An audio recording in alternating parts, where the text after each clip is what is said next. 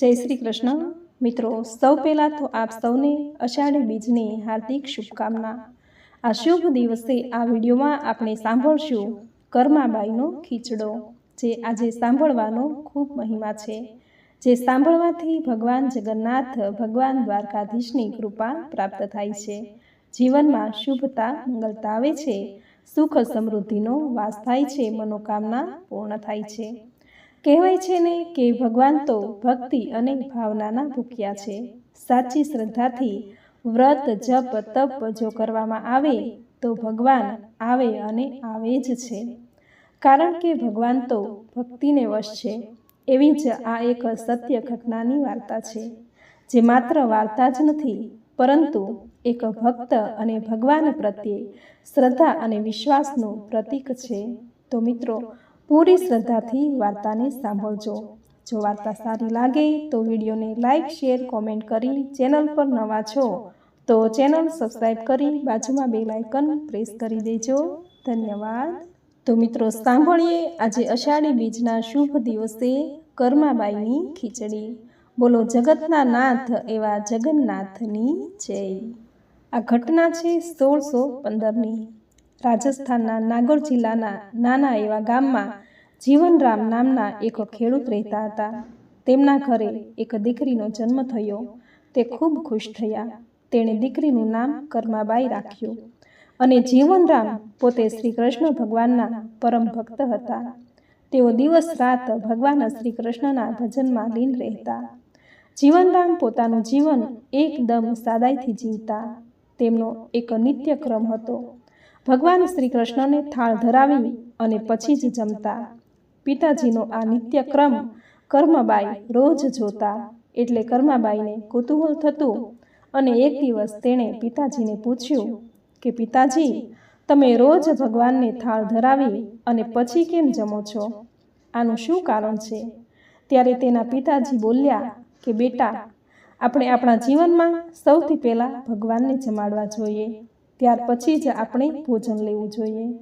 આ સાંભળીને કર્માબાઈ ખૂબ ખુશ થયા।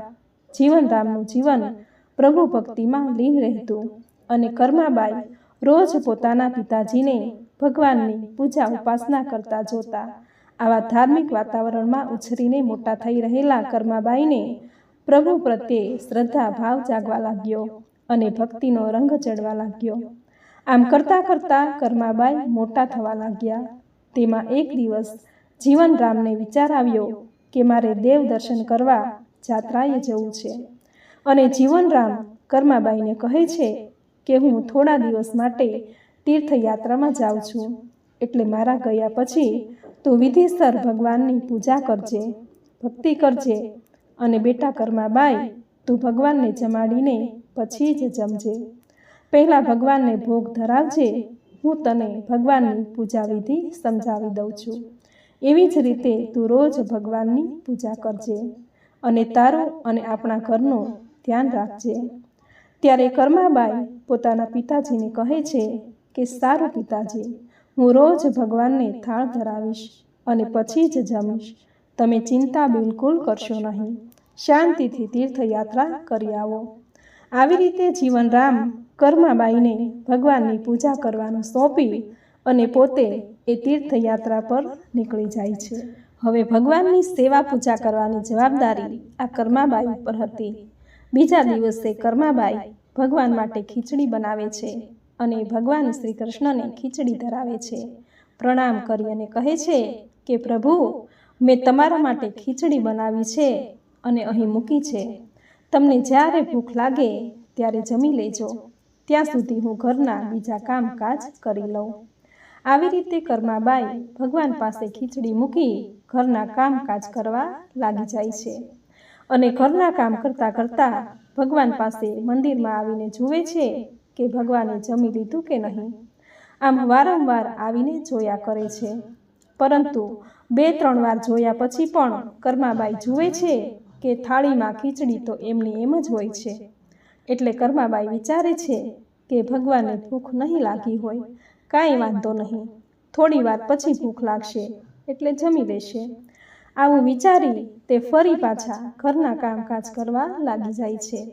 હવે સવારની જગ્યાએ બપોર થઈ ગયા, પરંતુ મંદિરમાં ખીચડી એમની એમ જ પડી છે. હવે કર્માબાઈ વિચારે છે કે ભગવાન કેમ જમતા નહીં હોય. કર્માબાઈને એમ થયું કે ભગવાનને ખીચડી મોળી લાગી હશે, એટલે નહીં જમતા હોય. લાવ, ખીચડીમાં જરીક ઘી અને ગોળ નાખી દઉં. આવું વિચારી કર્માબાઈ ખીચડીમાં ઘી અને ગોળ ઉમેરે છે અને ભગવાનને કહે છે કે હે પ્રભુ, મેં ખીચડીમાં ઘી અને ગોળ ઉમેર્યા. હવે આ ખીચડી વધારે મીઠી લાગશે, તો હવે જમી લ્યો. અને કર્માબાઈ તો વળી પાછા ઘરના કામકાજ કરવા લાગી જાય છે. પરંતુ હજુય ખીચડી ભગવાન જમતા નથી.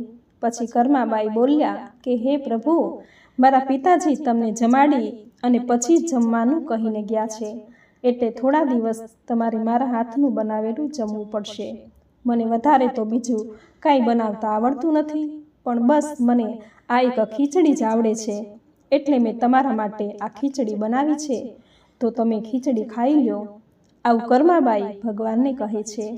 અને તમે જમશો નહીં ત્યાં સુધી હું પણ નહીં જમું, કેમ કે મારા પિતાજી મને કહીને ગયા છે કે ભગવાનને જમાડ્યા વગર જમવું નહીં. અને આજે સવારની હું ભૂખી છું, એટલે હે પ્રભુ, મારા પર દયા કરો અને મારી ખીચડી જમી લ્યો. ભગવાન તો આ ખીચડી જમતા નથી. સાંજ પડી ગઈ હતી અને કર્માબાઈ પણ ભગવાન પાસે આખો દિવસ ભૂખ્યા બેસી રહ્યા છે. આ બધું ભગવાન જોઈ રહ્યા હતા અને કર્માબાઈ તો જીદ ઉપર આવી ગયા છે, હું પણ નહીં જમું. ત્યારે મૂર્તિમાંથી એક અવાજ આવ્યો કે કર્માબાઈ, હે કર્માબાઈ, તમે પડદો તો કર્યો નથી, તમે પડદો કરશો તો હું જમીશ ને. ત્યારે કર્માબાઈ બોલ્યા કે સારું પ્રભુ, હું મારી આ ચૂંદડીનો પડદો કરું છું અને તમે આરામથી જમી લો. અરે પ્રભુ, તમારે મને વહેલાથી કહેવું જોઈએ ને. આટલી એટલી નાની એવી વાતના કારણે તમે સવારથી ભૂખ્યા છો, સાથે મારે પણ ભૂખ્યું રહેવું પડ્યું. અને પછી કર્માબાઈએ પોતાની ચૂંદડીનો પડદો કર્યો અને ભગવાન ખીચડી આરોગી ગયા. ત્યારબાદ મંદિરમાંથી ખાલી થાળી લઈ કર્માબાઈ પણ જમવા બેસી ગયા અને જમી રાત્રે સૂઈ ગયા. હવે તો રોજ કર્માબાઈ ભગવાન માટે ખીચડી બનાવતા, કર્માબાઈ પડદો કરતા અને ભગવાન ખીચડી જમી લેતા. પડદો ખોલ્યા પછી મંદિરમાં ખાલી થાળી જે હોય એ થાળીમાં જ કર્માબાઈ પણ જમવા બેસી જતા. એક વખત કર્માબાઈને વિચાર આવ્યો કે ભગવાનને બહુ ભૂખ લાગતી હશે અને મારાથી રસોઈ બનાવવાનું ઘણું મોડું થઈ જાય છે. હું જેવી થાળી મૂકું એટલે તરત જ ભગવાન બધી ખીચડી ખાઈ જાય છે. મને લાગે છે કે ભગવાનને ખૂબ ભૂખ લાગતી હશે, એટલે કાલથી સવારે વહેલા ઉઠીને જ ખીચડી બનાવી દઈશ અને ત્યાર પછી જ ઘરના બીજા કામ કરીશ. હવે કર્માબાઈની બનાવેલી ખીચડી ભગવાન રોજ ખુશી ખુશીથી ખાઈ લેતા. તેને આ ખીચડી ખૂબ ભાવતી. થાળીમાં જેટલી ખીચડી કર્માબાઈ મૂકતા તેટલી બધી જ ખીચડી ખાઈ જતા. આમ થોડા દિવસો બાદ એક દિવસ કર્માબાઈના પિતાજી તીર્થયાત્રામાંથી પાછા ઘેર આવ્યા. આવી અને પૂછવા લાગ્યા કે બેટા કર્માબાઈ, તને કેમ છે? તું ભગવાનની સેવા પૂજા તો બરાબર કરતી હતી ને? ત્યારે કર્માબાઈ બોલ્યા કે પિતાજી, પહેલા દિવસે તો ભગવાને ખાવામાં ખૂબ નખરા કર્યા. આખો દિવસ ખાધું નહીં. આખો દિવસ હું વાટ જોઈ અને બેસી રહી કે ભગવાન ખીચડી ખાય પછી હું ખીચડી ખાઉં. સાંજ પડી ગઈ પણ ભગવાને ખીચડી ખાધી નહીં. અને ત્યાર પછી મૂર્તિમાંથી તેજ ફેલાયું અને અવાજ આવ્યો કે પડદો કરો તો હું ખીચડી ખાઉં ને. અને મેં પડદો કર્યો અને ભગવાને ખીચડી ખાઈ લીધી. હવે તો હું ભગવાનને સવારમાં જ ખીચડી અર્પણ કરી દઉં છું અને હવે તો ભગવાન પણ સવારમાં જ ખીચડી ખાઈ લે છે. તેઓ નખરા હવે નથી કરતા. ત્યારે જીવનરામ મંદિર પાસે આવી અને બે હાથ જોડીને કહેવા લાગ્યા કે હે પ્રભુ, તમારી લીલા અપરંપાર છે. હું તમને તીર્થયાત્રામાં શોધી રહ્યો હતો અને તમે તો મારા ઘેરે જ પધાર્યા. ધન્ય છે પ્રભુ, તમને ધન્ય છે. ત્યારે જીવનરામ કર્માબાઈને કહે છે કે મને તારા જેવી એવી દીકરી મળી અને હું તો ધન્ય થઈ. હવેથી તું જ રોજ તારા હાથે થાળ બનાવી અને ભગવાનને ધરાવજે. કર્માબાઈ તો આ સાંભળીને ખૂબ ખુશ થઈ ગયા. પછી તો દરરોજ કર્માબાઈ ભગવાન માટે ખીચડી બનાવી ભગવાનને ધરવા લાગ્યા. આમ થોડો સમય વીત્યો અને કર્માબાઈના પિતાજી જીવનરામનો સ્વર્ગવાસ થયો. હવે કર્માબાઈ પણ મોટા થઈ ગયા અને કર્માબાઈ એકલા પડી ગયા. તેમના પિતાજીના અવસાન પછી તેમને એકલું એકલું લાગવા લાગ્યું. એટલે કર્માબાઈ ભગવાન શ્રી કૃષ્ણની મૂર્તિ લઈને તીર્થયાત્રા પર નીકળી ગયા. કર્માબાઈ આખા ભારતના અલગ અલગ ધાર્મિક સ્થળોની યાત્રા કરવા લાગ્યા અને છેલ્લે ઓરસામાં આવેલા જગન્નાથ ભગવાનના મંદિરે આવી પહોંચ્યા. તેમણે વિચાર્યું કે અહીં જગન્નાથપુરીમાં ઝૂંપડી બાંધીને રહેવું છે અને ભગવાનની સેવા પૂજા કરવી છે. ત્યાર પછી જગન્નાથપુરીમાં ઝૂંપડી બાંધી અને કર્માબાઈ રહેવા લાગ્યા. થોડા દિવસ પછી એક નાનું બાળક કર્માબાઈની ઝૂંપડીએ આવ્યું અને બોલ્યું કે ઓ માં, મને ભૂખ લાગી છે, ખાવાનું હોય તો થોડું આપો ને, મને ખૂબ ભૂખ લાગી છે. ત્યારે કર્માબાઈ બોલ્યા કે હા બેટા, અંદર આવી જા, મેં હમણાં જ ભગવાન માટે ખીચડી બનાવી છે, તું અંદર આવી અને જમી લે. ત્યાર પછી પહેલું નાનું બાળક ઝૂંપડીની અંદર આવે છે અને કર્માબાઈ તેને પ્રેમથી ખીચડી ખવડાવે છે અને નાનું બાળક ખૂબ પ્રેમથી તે ખીચડી જમી લે છે. કર્માબાઈ કહે છે કે હજુ વધારે ખીચડી આપું તને? ત્યારે બાળક કહે છે કે ના માં, ના, મારું પેટ ભરાઈ ગયું છે, તમારી ખીચડી ખૂબ મીઠી છે, મને ખૂબ ભાવે છે. ત્યાર પછી બાળક બોલ્યો કે માં, હું કાલે ખીચડી ખાવા આવું? તો કર્માબાઈ બોલ્યા કે કાલે નહીં, દરરોજ ખીચડી ખાવા આવજે, હું તારા માટે રોજ ખીચડી બનાવીશ અને આમે હું દરરોજ ભગવાનને ભોગ ધરાવવા માટે ખીચડી તો બનાવું જ છું. મિત્રો, આ નાનું બાળક એ બીજું કોઈ નહીં પરંતુ ભગવાન શ્રી કૃષ્ણ પોતે હતા. બાળ સ્વરૂપે ખીચડી ખાવા કર્માબાઈની ઝૂંપડીએ આવતા અને હવે તો કર્માબાઈ રોજ ખીચડીનો થાળ ધરાવે અને તરત જ પેલો બાળક ખીચડી ખાવા આવી જતો. એકવાર કર્માબાઈની ઝૂંપડીએ એક સાધુ આવ્યા. કર્માબાઈને કહેવા લાગ્યા કે કર્માબાઈ, તમે દરરોજ સવારે સ્નાન કર્યા વગર ભગવાનને થાળ ધરાવો છો, તેવી રીતે ભગવાનને થાળ ન ધરાવાય, તે સારી વાત ન કહેવાય. ત્યારે કર્માબાઈએ સાધુ મહારાજને કહ્યું કે મારી ભૂલ થઈ ગઈ, હવેથી હું રોજ સ્નાન કરી પૂજા વિધિ કરી અને પછી જ ભગવાનને થાળ ધરાવીશ. બીજા દિવસે સવારે કર્માબાઈ પહેલાં સ્નાન કરી અને પૂજા વિધિ કરવા માટે બેસી ગયા. પૂજા વિધિ પત્યા પછી ભગવાન માટે ખીચડી બનાવવા રસોડામાં જાય છે અને ભગવાન માટે ખીચડી બનાવી અને ભગવાનને થાળ ધરાવે છે. આવી રીતે કર્માબાઈને ખીચડી બનાવવામાં ઘણું મોડું થઈ જાય છે. પેલું નાનું બાળક તો સવારમાં જ ખીચડી ખાવા આવી જાય છે. હવે કર્માબાઈની ખીચડી વહેલી સવારે તૈયાર થતી નથી અને પેલો બાળક સવારે જ ખીચડી ખાવા આવી જાય છે. પછી કર્માબાઈ કહે છે કે થોડી વાર બેસ બેટા, હમણાં જ ખીચડી બનાવી આપો. અને પછી કર્માબાઈ ખીચડી બનાવી અને બાળકને આપે છે. બાળક તરત જ ખીચડી ખાય છે, મોઢું કે હાથ ધોયા વગર જ ત્યાંથી ચાલ્યો જાય છે. તેના હાથ અને મોઢું ખીચડીવાળા રહી જાય છે. આવી રીતે ભગવાન જગન્નાથ કર્માબાઈની ખીચડી ખાય અને જલ્દી મંદિરની મૂર્તિમાં સમાઈ જાય છે. એટલે મૂર્તિમાં ખીચડી ચોંટી જાય છે. ત્યારે પૂજારી જુએ છે અને વિચારે છે કે અરે, આ ભગવાનની મૂર્તિ ઉપર ખીચડી કોણે લગાવી? અમે તો કેટલાય સમયથી ભગવાનને ખીચડીનો ભોગ પણ ધરાવ્યો નથી. ભગવાન, આ તમારી કેવી લીલા છે? આવું વિચારતા પૂજારી તો સૂઈ જાય છે. ત્યારબાદ ભગવાન જગન્નાથ આ પૂજારીજીના સપનામાં આવે છે અને કહે છે કે આ જગન્નાથપુરીમાં મારી એક ભક્ત કર્માબાઈ રહે છે. તે રોજ સવારે ઉઠી પ્રેમથી ભાવથી મારા માટે ખીચડીનો થાળ તૈયાર કરે છે અને હું રોજ સવારે ઉઠી કર્માબાઈની ખીચડી ખાવા જાઉં છું. મને કર્માબાઈની હાથની બનાવેલી ખીચડી બહુ ભાવે છે. પણ એક સાધુ મહારાજે કર્માબાઈને કહ્યું કે રોજ સવારે સ્નાન અને પૂજા વિધિ કરી અને ત્યાર પછી જ થાળ ધરાવજો. એટલે કર્માબાઈને ખીચડી બનાવવામાં બહુ મોડું થઈ જાય છે અને હું ત્યાં ખીચડી ખાવા જાઉં છું એટલે મારે પણ મોડું થાય છે અને અહીં મંદિરમાં પણ મારા ભક્તો મારી રાહ જોતા હોય છે. એટલે હું જલ્દીથી હાથ મોઢું ધોયા વગર જ મંદિરમાં આવી જાઉં છું.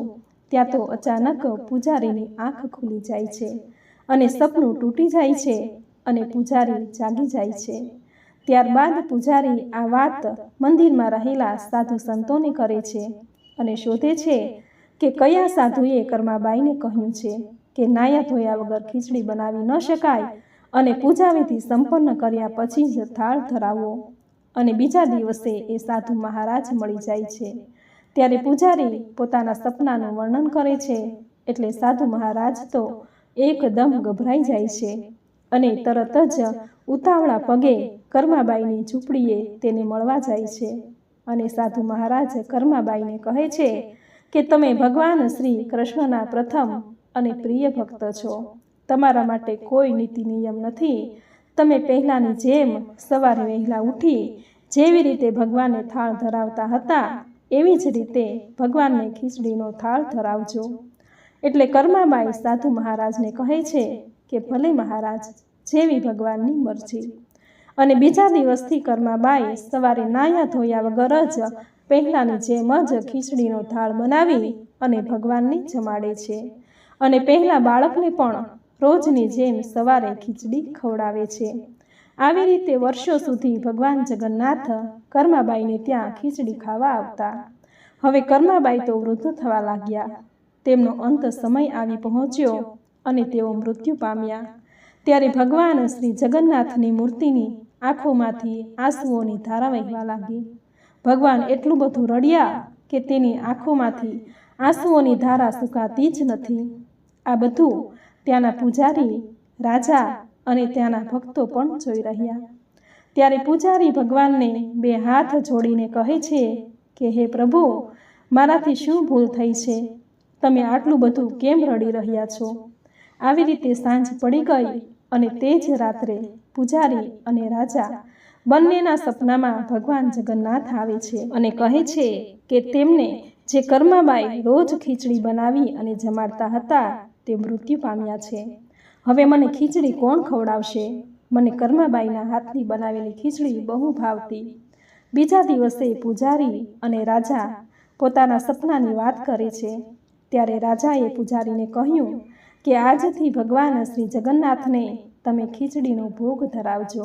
ત્યારબાદ રોજ પૂજારી ભગવાનને ખીચડીનો ભોગ ધરાવવા લાગ્યા. અને મિત્રો, હાલમાં આજે પણ ભગવાન શ્રી જગન્નાથને ખીચડીનો ભોગ ધરાવવામાં આવે છે અને ભક્તોને પ્રસાદ તરીકે વહેંચવામાં આવે છે. કર્માબાઈ નિત્ય સવારે નાહ્યા વગર ભગવાનને ખીચડી ધરાવતા. ભગવાન તેના 56 ભોગ મૂકીને કર્માબાઈની ખીચડી ખાવા જતા. મિત્રો, ભગવાનને ભોગ શેનો ધરાવવો એ મહત્વનું નથી, પરંતુ ભોગ ધરાવનારનો ભાવ કેવો છે એ જોઈને જ ભગવાન આવે છે. આથી તો કહ્યું છે કે ભગવાન તો ભાવના ભૂખ્યા છે. આથી પૂરી શ્રદ્ધાથી અને ભાવનાથી તમે જે કંઈ ભગવાનને ભોગ ધરાવો છો તે ભગવાન સ્વીકાર કરી લે છે. કર્માબાઈને યાદ કરીને જગન્નાથપુરીમાં દરરોજ કર્માબાઈની ખીચડીનો ભોગ ધરાવવામાં આવે છે. ધન્ય છે કર્માબાઈને, ધન્ય છે તેની ભક્તિને કે પોતાના હાથે દરરોજ ભગવાનને ખીચડી ખાવા આવવું પડ્યું. અને તેના ગયા પછી પણ દરરોજ ભગવાન જગન્નાથને એ કર્માબાઈની ખીચડીનો ભોગ ધરાવવામાં આવે છે. તો મિત્રો, આ હતી કર્માબાઈની ખીચડી, જે સાંભળનારના તમામ દુઃખો દૂર કરજો. જય જગન્નાથ. મિત્રો, કથા સાંભળવા માત્રથી જ તમારા જીવનની દરેક સંકટ સમસ્યા હોય તો તે દૂર થઈ જશે. તમારા ઘરમાં અન્ન અને ધનના ભંડાર હર હંમેશા ભરેલા રહેશે. તો મિત્રો, આ હતી કર્માબાઈની ખીચડી, જે સુંદર વાર્તા તમે પૂરી શ્રદ્ધાથી અંત સુધી સાંભળી. જે સાંભળવી તમને જરૂર ગમી હશે તો વિડીયોને લાઈક કરી કોમેન્ટમાં જય જગન્નાથ, જય કર્માબાઈ, જય શ્રી હરિ વિષ્ણુ, જય શ્રી કૃષ્ણ જરૂર લખજો. ચેનલ પર નવા છો તો ચેનલ સબસ્ક્રાઈબ કરી બાજુમાં બેલ આઇકન પ્રેસ કરી દેજો, જેથી આપણા આવતા દરેક નવા વિડીયોની નોટિફિકેશન તમને મળતી રહે. તો ફરી મળીશું આવી જ નવી ધાર્મિક માહિતી, નવી ધાર્મિક કથા સાથે. ત્યાં સુધી આપ સૌને મારા જય શ્રી કૃષ્ણ.